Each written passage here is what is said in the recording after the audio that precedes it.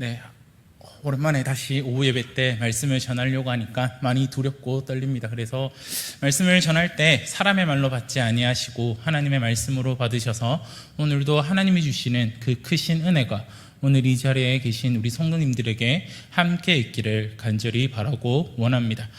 오늘은 지금은 점검 중이라는 말씀으로 함께 말씀을 나누고자 합니다. 혹시 1994년, 1995년 사이에 일어났던 일들 중에서 큰 일 두 가지가 있었는데 혹시 기억나십니까? 1994년과 1995년도에 대한민국에 정말 큰 일이 일어났습니다. 하나는 상품백화점이 무너졌고 하나는 성수대교가 붕괴되는 일이 일어나게 되었습니다. 이 일로 인해 많은 사람들이 다치기도 하고 죽기도 하였습니다. 그러나 분명한 것은 이런 일들이 일어나기 전에 한순간에 일이 일어나지 않는다라는 것입니다. 분명히 붕괴되기 전에는 조짐이 보였을 거고 그 조짐이 발생하고 아무런 점검과 조치를 하지 않아서 성수대교가 무너지게 되고 상품백화점이 붕괴되기도 하였던 것입니다. 그렇기에 점검하는 것이 정말로 중요합니다. 사람의 몸도 마찬가지라고 말할 수 있을 것입니다. 육체적인 건강을 위해서 많은 사람들이 노력을 합니다. 운동을 하기도 하고 매일 아침마다 일어나 영양제를 챙겨 먹기도 하며 그리고 또한 유기농 채소들을 사서 먹기도 합니다.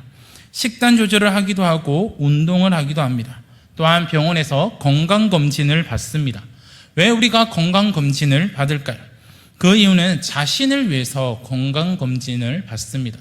내 몸에 아픈 곳이 있는지, 내 몸에 어디 이상이 생긴 곳이 있는지를 찾아보고 그 이상이 있을 때 빨리 그것을 발견하고 그 병이 치료되기 위해서 우리는 건강검진을 받습니다. 그렇기에 비싼 돈을 주고 건강검진을 받는 겁니다. 이제는 나라에서 법으로 정해서 건강검진을 정기적으로 받도록 하고 있습니다.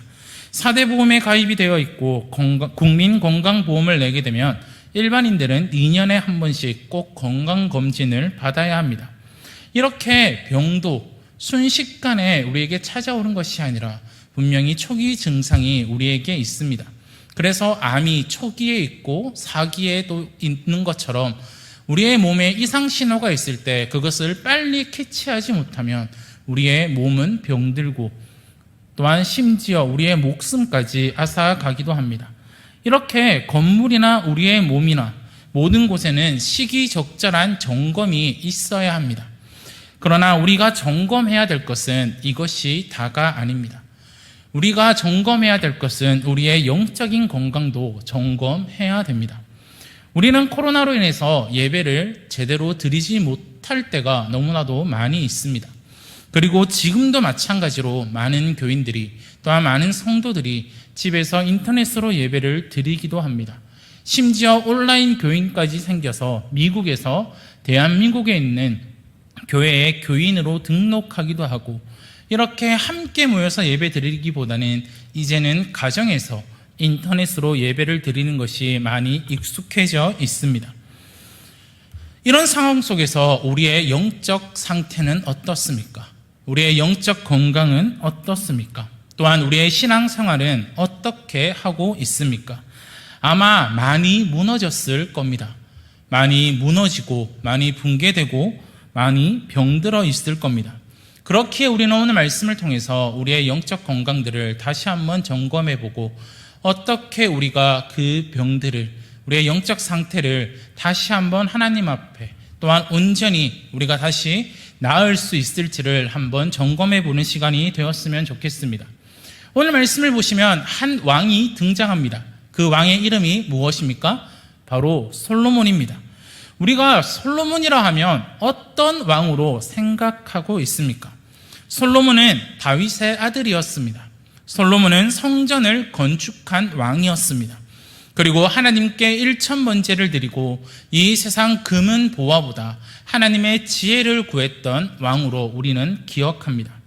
그리고 그는 잠언과 아가서와 전도서와 시편을 기록한 왕으로 기억하고 있습니다. 그래서 많은 사람들은 솔로몬을 지혜의 왕으로 부르기도 합니다.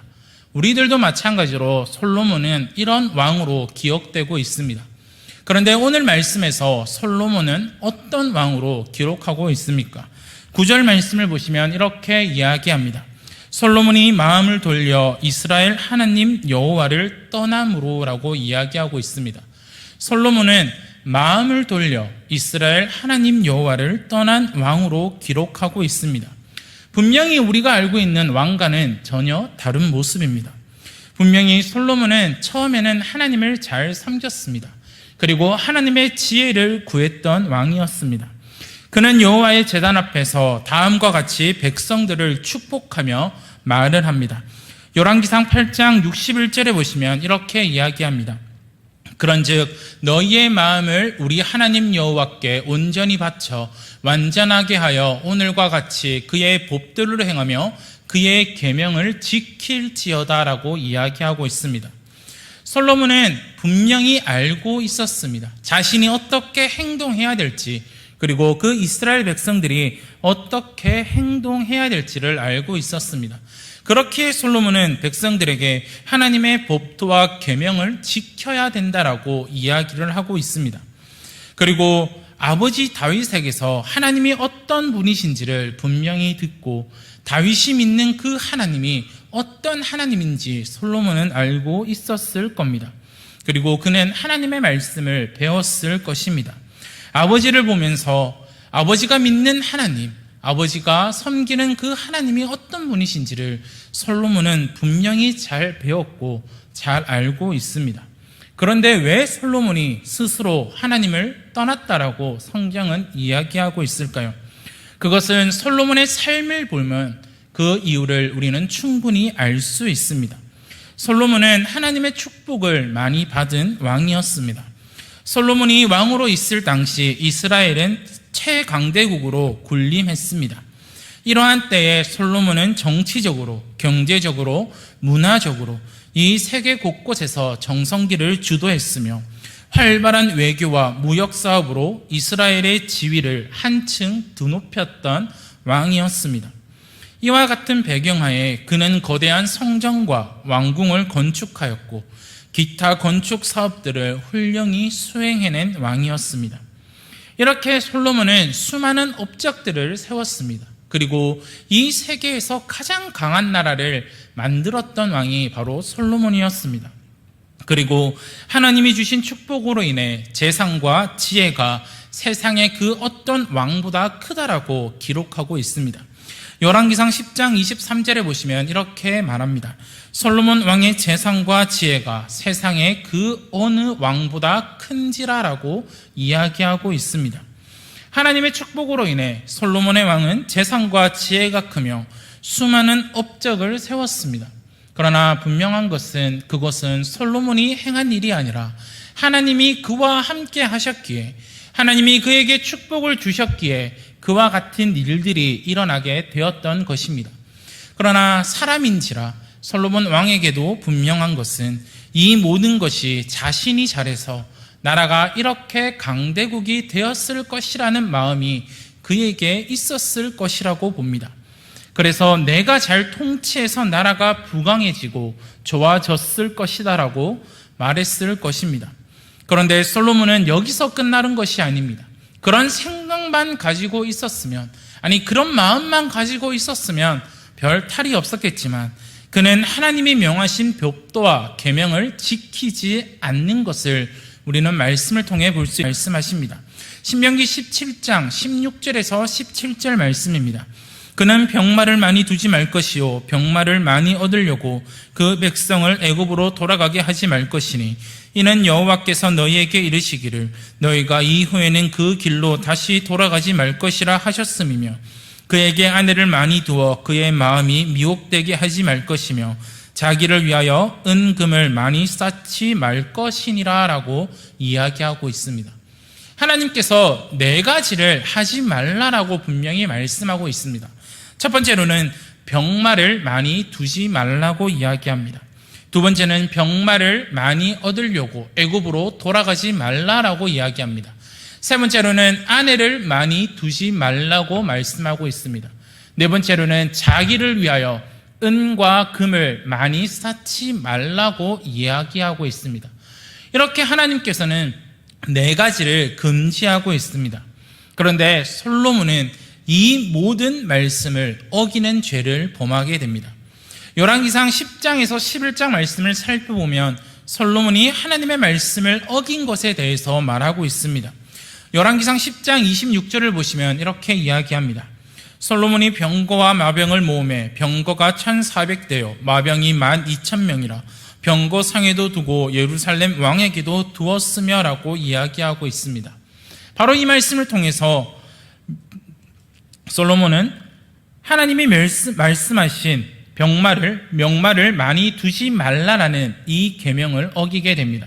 두 번째로 열왕기상 10장 28절에 보시면 솔로몬의 말들은 애굽에서 들여왔으니 왕의 상인들이 값을 주고 산 것이며 라고 이야기하고 있습니다. 분명히 하나님께서는 병말을 얻으려고 애굽으로 돌아가지 말라라고 이야기했는데 솔로몬은 그 병말을 애굽에서 구입했다라고 성경은 이야기합니다. 세 번째로는 열왕기상 11장 3절에 보시면 왕은 후궁이 700명이요 첩이 300명이라 그의 여인들이 왕의 마음을 돌아서게 하였더라라고 이야기하고 있습니다. 후궁이 700명, 첩이 300명, 총 1000명의 여인을 두고 있습니다. 저는 아직까지 한 명도 없는데 솔로몬은 1000명이나 두고 살아가고 있습니다. 분명히 하나님께서 아내를 많이 두지 말라라고 분명히 말씀하고 있습니다. 그런데 솔로몬은 그 하나님의 말씀을 어기는 것을 우리는 볼 수 있습니다. 마지막으로 열왕기상 10장 23절에 보시면 이렇게 이야기합니다. 솔로몬의 왕이 재산과 지혜가 세상 그 어느 왕보다 큰지라라고 이야기하고 있습니다. 하나님께서는 은과 금을 쌓아두지 말라라고 이야기를 하셨는데 솔로몬은 이 세상 어떤 왕보다 재산이 가장 많다라고 성경은 이야기하고 있습니다. 이렇게 솔로몬은 하나님의 말씀을 어기는 것을 볼 수 있습니다.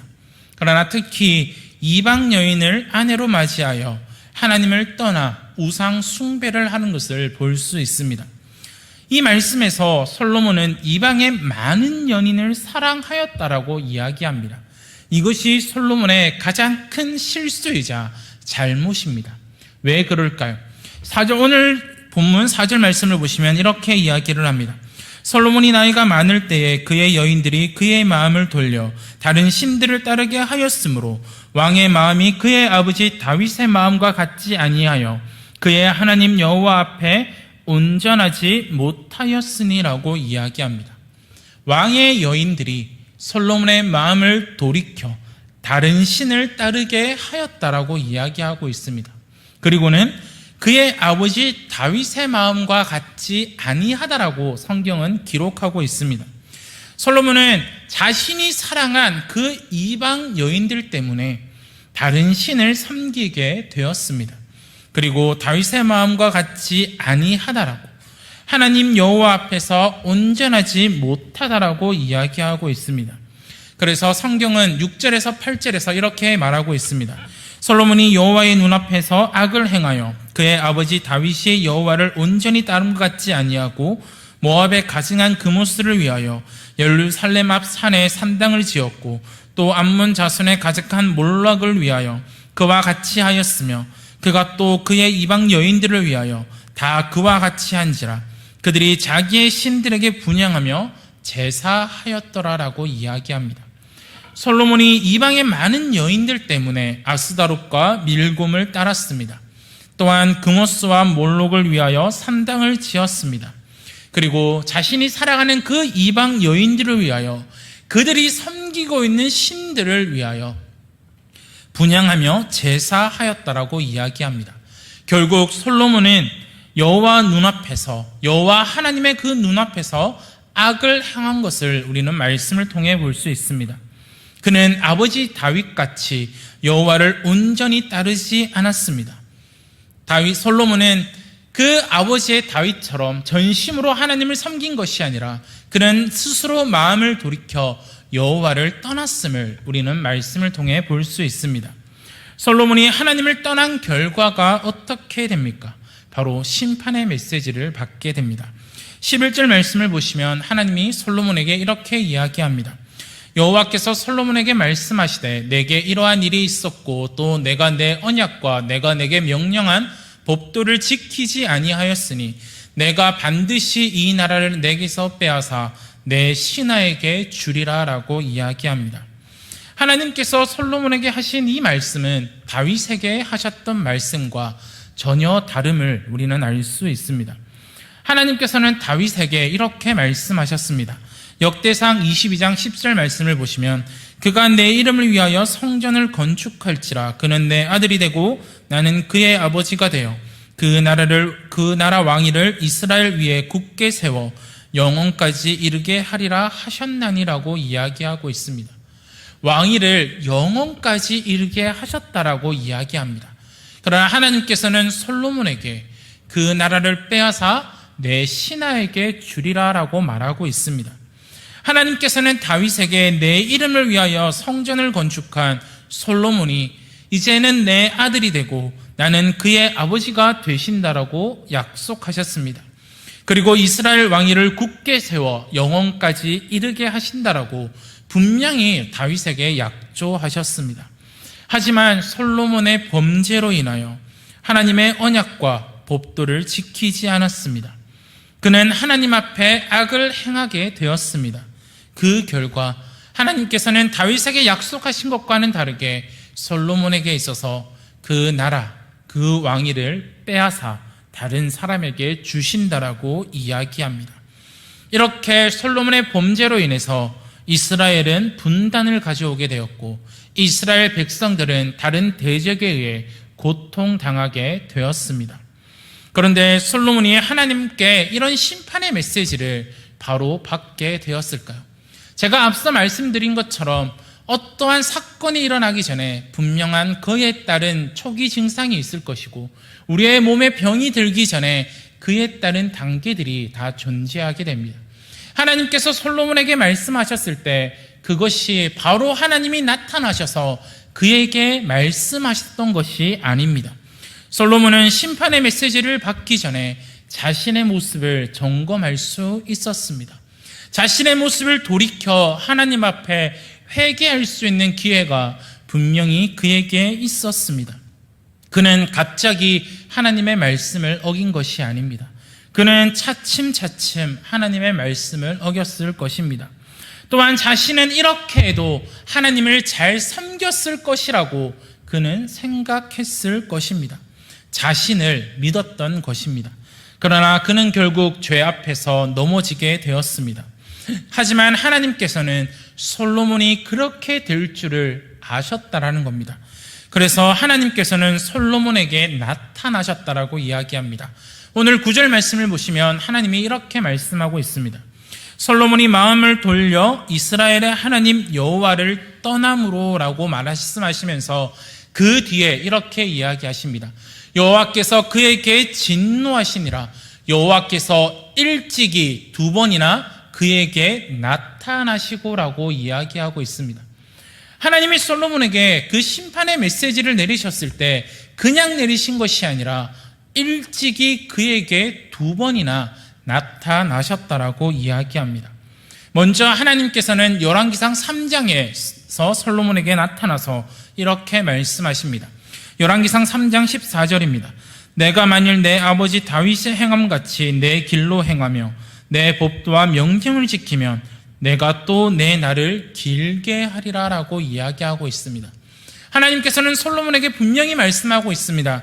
내 아버지 다윗이 행함같이 내 길로 행하며 내 법도와 명령을 지키면 내가 또 내 날을 길게 하리라 라고 분명히 말씀하고 계십니다. 그리고 하나님께서는 솔로몬에게 또 나타나셨을 때 열왕기상 9장에서 나타나셨습니다. 하나님께서는 열왕기상 9장에서 3장에서 말씀하신 것보다 더 강력하게 이야기하십니다. 열왕기상 9장 4절에서 9절까지의 말씀을 한번 살펴보면 먼저 4절에서 5절에 말씀하신 바는 법도와 율례를 지키면 왕위를 끊어지지 않고 견고하게 하신다라고 하나님께서는 이야기하십니다. 그리고 6절과 9절에서는 하나님께서는 그 솔로몬에게 언약적 경고를 하고 계시는 것을 볼 수 있습니다. 6절에서 9절 말씀을 우리 다 같이 한번 앞에 보시고 한번 읽어볼까요? 시작. 만일 너희나 너희 자손이 아주 돌아서서 나를 따르지 아니하며 내가 너희 앞에 둔 나의 계명과 법도를 지키지 아니하고 가서 다른 신을 섬겨 그것을 경배하면 내가 이스라엘 내가 그들에게 준 땅에서 끊어버릴 것이요 내 이름을 위하여 내가 거룩하게 구별한 이 성전이라도 내 앞에서 던져버리리니 이스라엘은 모든 민족 가운데서 속담거리와 이야기거리가 될 것이며 이 성전이 높을지라도 지나가는 자마다 놀라며 비웃어 이르되 여호와께서 무슨 까닭으로 이 땅과 이 성전에 이같이 행하셨는고 하면 대답하기를 그들이 그들의 조상들을 애굽 땅에서 인도하여 내신 그들의 하나님 여호와를 버리고 다른 신을 따라가서 그를 경배하며 섬김으로 여호와께서 이 모든 재앙을 그들에게 내리심이라 하리라 하셨더라. 아멘. 하나님께서는 분명히 솔로몬에게 이와 같이 나타나셔서 언약적으로 경고하고 계십니다. 너희가 다른 신을 섬기면, 다른 신을 섬기고 그들을 따르면 여호와께서 이 모든 재앙을 그들에게 내리신다라고 분명히 말씀하고 계십니다. 이렇게 하나님께서는 솔로몬에게 2번씩이나 나타나셔서 내 명령과 법도를 지키라라고 이야기하십니다. 그리고 그에게 더 언약적으로 경고의 메시지를 주고 계십니다. 그러나 솔로몬은 어땠습니까? 자신의 모습을 돌아보지 않았습니다. 분명히 그에게 이와 같은 증상들이, 분명히 그에게 하나님께서 나타나셔서 너의 모습을 돌아보아라, 지금 너의 모습은 내가 원하는 모습이 아니다라고 분명히 명령하셨음에도 불구하고 그는 하나님의 말씀을 듣지 않았습니다. 자신의 영적 상태를 점검하지 못하였습니다. 결국 그는 노년에 이방 여인들 때문에 우상을 섬기게 됩니다. 그리고 성경에서는 스스로 마음을 돌이켜 하나님을 떠났다라고 고백하고 있습니다. 그는 그 때문에 심판의 메시지를 받게 되고 솔로몬의 그 범죄 때문에 이스라엘은 분단이 되고 솔로몬의 그 범죄 때문에 이스라엘 백성들은 다른 대적에 의해 고통을 당하게 된다는 것입니다. 그는 자신의 영적 상태에 대해서 무지하였습니다. 솔로몬은 가랑비에 옷 젖는 줄 모른다라는 이 속담처럼 조금씩 자신의 그 죄악에 물들어가는 모습을 볼 수 있습니다. 자신이 알지 못하게 하나님에게서 멀어졌고 자신이 알지 못하게 하나님의 명령을 어기며 살아왔습니다. 솔로몬은 돌이킬 수 있는 기회가, 회개할 수 있는 기회가 그에게 2번씩이나 존재했습니다. 하지만 솔로몬은 끝내 하나님의 말씀을 외면했습니다. 아니, 듣지 않았습니다. 그의 마음에서 하나님이 떠나게 되었습니다. 그는 자신의 상태를 점검하지 못하고 그는 자신의 모습을 바라보지 못하고 하나님을 떠나 그 이방 여인들을 사랑하였고 우상을 섬기게 되었습니다. 솔로몬은 하나님께서 자신에게 2번씩이나 말씀하셨을 때 그는 그 모습을 돌아보고 다윗이 범죄하였을 때 선지자를 통하여서 그가 그 선지자의 말을 듣고 하나님 앞에 회개했던 것처럼 솔로몬도 하나님의 말씀을 듣고 자신의 잘못을 깨달아 하나님 앞에 회개했어야 됩니다. 자신의 영적 상태를, 자신의 영적 건강을 점검했어야 됩니다. 그러나 그는 그렇게 하지 않았습니다. 하지만 우리가 알고 있듯이 그는 끝내 하나님께 회개하는 모습을 보여줍니다. 그 책이 바로 전도서입니다. 그는 전도서를 통하여 하나님을 경외하는 것이 인생에 있어서, 인간에게 있어서 가장 중요한 것임을 솔로몬은 이야기해 주고 있습니다. 그러나 늦어도 너무 늦었다라는 겁니다. 결국에는 솔로몬의 죄로 인해서 이스라엘은 분열되고 백성은 대적들에 의해 고통당하게 되었습니다. 우리는 오늘 본문을 통하여 솔로몬의 왕의 모습을 보게 됩니다. 그는 처음부터 마음을 돌려 하나님을 떠났던 것이 아닙니다. 그는 하나님만 섬긴 것이 아니라 그는 이방 여인들을 사랑한다라고 하였지만 그는 그 안에서 나는 우상을 섬기겠다, 나는 우상만을 섬기겠다라고 고백했던 것이 아니라 그는 그 마음 안에 나는 하나님도 잘 섬길 수 있을 거야 라는 마음이 그에게 있었을 것입니다. 그러나 결국 그는 하나님만을 섬겼던 것이 아니라 오히려 우상들을 섬기게 되었고 하나님의 명령을 저버리기로 결정하였을 겁니다. 그런데 이런 솔로몬의 왕의 모습이 우리의 모습과 전혀 다르지 않습니다. 죄에 깊숙이 빠져들게 되면 헤어나오기가 어렵습니다. 나도 몰래 점점 깊은 구덩이 속으로 들어가는 것이 우리의 모습입니다. 이럴 때 우리는 어떻게 해야 될까요? 바로 우리의 모습을 점검해야 됩니다. 우리가 엘리베이터를 타들 때 매번 정기 점검을 하듯이 우리의 마음 또한, 우리의 영적 상태 또한 매일매일 점검해 볼 필요가 있습니다. 지금 우리의 상태는 어떠십니까? 지금 나의 상태는 어떠합니까? 우리는 코로나로 인해서 제대로 예배 드리기도 힘들고 구역 모임을 하기도 힘들고 또한 우리가 하나님 앞에 온전히 전심을 다하여 예배 드리기 힘들었을 겁니다. 우리는 아무도 보지 않을 때 어떻게 하나님 앞에 예배 드리고 있습니까? 우리는 교회에서뿐만이 아니라 일상생활 속에 나아가서 우리의 삶에서 예배를 드릴 때 하나님이 보시지 않을 때, 아무도 보는 이 없을 때 우리는 어떻게 하나님께 예배를 드리고 계십니까? 또한 우리는 어떻게 하나님 앞에 신앙생활을 하고 있습니까? 저부터 시작하여 많은 사람들이 코로나19로 인해서 처음에는 불편했지만 이제는 점점 익숙해지고 점점 편해졌습니다. 그래서 함께 모이는 것이 힘들고 모여서 예배하는 것이 힘들고 교회에 나와서 함께 하는 것이 힘들다라고 느껴지는 분들이 많이 있을 겁니다. 우리는 개인 경건 생활하는 데 있어서도 많이 무너졌을 것입니다. 늘 점검하지 않고 늘 돌아보지 않고 매일 하나님 앞에 기도하지 않고 말씀을 묵상하지 않고 매일 성령 충만을 간구하지 않아도 내가 살아가는 데는 아무런 지장이 없습니다. 내가 살아가는 데는 그 어떤 것도 나에게 해를 끼친 것이 없습니다. 그러나 우리의 모습은 어떠합니까? 가랑비에 옷 젖는 줄 모르고 죄악 속으로 점점 들어가고 있는 것이 우리의 모습은 아닐런지요. 그렇기에 우리는 매일 말씀을 통하여 기도를 통하여 매일 성령 충만을 간구함을 통하여 우리의 모습을 적나라하게 바라보아야 합니다. 나의 상태를 점검해야 됩니다. 그래서 솔로몬처럼 가랑비에 옷 젖는 줄 모르고 죄에 빠져들고 사탄의 유혹에 빠져서 하나님을 스스로 돌이켜 떠나서는 안 된다라는 것입니다. 그리고 우리는 반드시 기억해야 될 것이 있습니다. 솔로몬의 범죄는 자신에게만 그 영향이, 그 형벌이 주어진 것이 아닙니다. 그 솔로몬의 범죄는 그의 나라에게도 백성에게도 심판의 영향이 이어지게 되었습니다. 이와 같이 우리가 하나님을 떠남으로 그 영향이 나에게만 미치는 것이 아니라 나의 가족에게도, 내가 속한 이 공동체 대형교회 안에도 그 영향이 미치게 된다라는 것입니다. 그래서 사도 바울은 고린도전서 5장 6절에서 이렇게 이야기합니다. 너희가 자랑하는 것이 옳지 아니하도다. 적은 누룩이 온 덩어리에 퍼지는 것을 알지 못하느냐.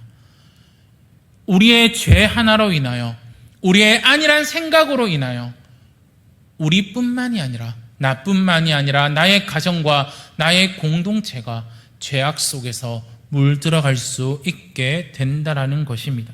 우리의 어리석은 선택이, 우리의 죄악된 선택이 가정과 교회와 이 공동체에 영향을 주게 된다라는 사실입니다. 그래서 우리는 더 우리 자신을 점검해야 된다라는 사실입니다. 사랑하는 성도 여러분, 솔로몬이 하나님의 명령을 듣지 않고 그대로 행했을 때 그의 마음에는 하나님이 점점 사라지게 되었습니다. 하나님이 중심이었던 그의 삶에서 이제는 자신의 중심의 삶을 살아가게 되었다라는 것입니다. 그 결과 그는 스스로 마음을 돌이켜 하나님을 떠나게 되었습니다. 또한 솔로몬의 삶에서 그가 정신을 차리도록 그에게 도움을 줄 사람이 분명히 없었다라는 것을 볼 수 있습니다. 그는 하나님의 말씀을 분명히 들었음에도 불구하고 그 말씀을 전혀 깨닫지 못했습니다. 그 결과 왕국이 분열되고 백성은 대적들의 손에 고통당하게 되었습니다. 그런데 이런 솔로몬의 모습이 지금 우리에게도 나타나고 있습니다. 우리는 스스로 마음을 돌려 하나님을 떠나고 있습니다. 아니, 나는 그렇지 않을 거야. 아니, 나는 하나님을 온전히 섬긴다라고 말할 수 있지만 정작 우리의 모습을 돌아보면 내가 스스로 하나님을 떠나 살아오는 것이 우리의 죄악된 모습이고 우리의 삶은 아닐까요? 한번 우리의 모습을 돌아보시기를 바랍니다. 우리는 하나님과 세상을 동시에 섬기고 있습니다.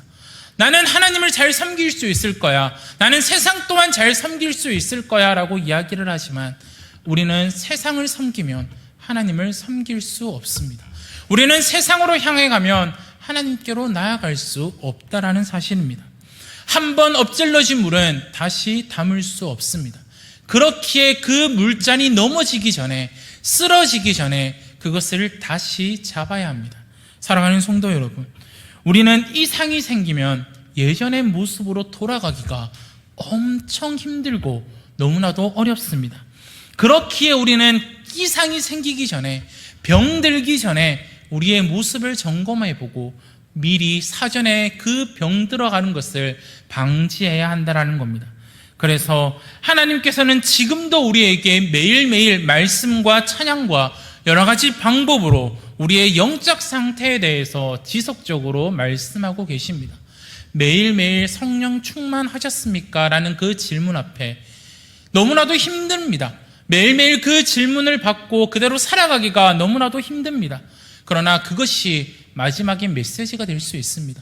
내가 정말 그 성령 충만을 간구하고 하나님 앞에 그 문자 메시지를 받았을 때, 하나님 앞에 새벽 기도를 통하여서 하나님의 말씀을 들을 때, 하나님 앞에 기도할 때 그것이 마지막 메시지가 될 수 있다라는 겁니다. 그렇기에 우리는 매일매일 삶에서 하나님이 나에게 하시는 말씀이 무엇인지 여러 가지 사람들을 통해서, 여러 가지 방법들을 통해서 나의 삶을 되돌아보라고 말씀하시는 그 하나님의 말씀을 듣고 그 말씀대로 우리의 삶을 점검해 볼 필요가 있다는 사실입니다. 우리가 하나님의 음성을 듣지 않는다면, 그 충고를 받아들이지 않는다면 우리의 영혼은 병들어가며 우리는 무너지는 삶을 살아갈 수밖에 없습니다. 그렇기에 나 자신을 믿으면 안 됩니다. 그렇기에 나는 하나님 앞에 죄를 짓지 않을 수 있을 거야. 나는 하나님만을 바라볼 수 있어. 나는 반드시 죄를 이길 수 있고 나는 반드시 하나님의 말씀을 잘 들을 수 있어라는 교만한 생각을 가지지 마시고 우리는 오직 예수 그리스도만을 바라보시면서 그 예수 그리스도를 통해서 예수님이라면 어떻게 하실 것인지, 오늘도 예수님이라면 나에게 무슨 말씀을 하실 것인지를 바로 듣고 깨달아 그 뜻을 간구하고 그 뜻을 구하는 삶을 살아갈 때 우리의 영적 건강은, 우리의 영적 상태는 병들지 않고 건강해질 수 있다라는 겁니다. 그렇기에 우리는 예수님을 바라봄으로써 우리는 날마다 나의 영적 상태를 점검할 수 있습니다. 우리는 우리가 생각하는 것보다 예수님이 나의 삶에 더 필요하며 예수님을 더 의지하며 살아갈 수 있어야 한다는 사실입니다.